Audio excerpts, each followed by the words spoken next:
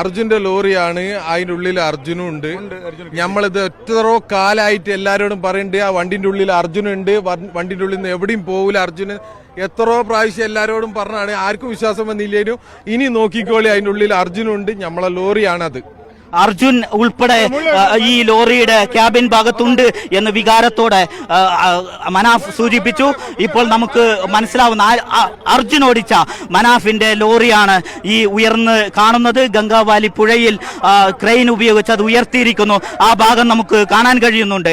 കഴിഞ്ഞ 71 ദിവസമായി കാത്തിരുന്ന ഒരു വാർത്ത, അർജുനെ കണ്ടെത്തുക, ലോറിയുടെ ഭാഗം കണ്ടെത്തുക, അത് ഇന്ന് കണ്ടെത്തിയിരിക്കുന്നു. അർജുന്റെ ലോറി ഗംഗാവാലി പുഴയിൽ നിന്ന് ഉയർത്തി, അതിന്റെ ദൃശ്യമാണ് കാണുന്നത്. ഇന്ന് രാവിലെയാണ് ഡ്രഡ്ജറിലെ മുങ്ങൽ വിദഗ്ധർ ഗംഗാവാലി പുഴയിൽ മുങ്ങി പരിശോധന നടത്തുമ്പോൾ ഒരു വാഹനത്തിന്റെ ഭാഗം കണ്ടെത്തുകയും പിന്നീട് ആ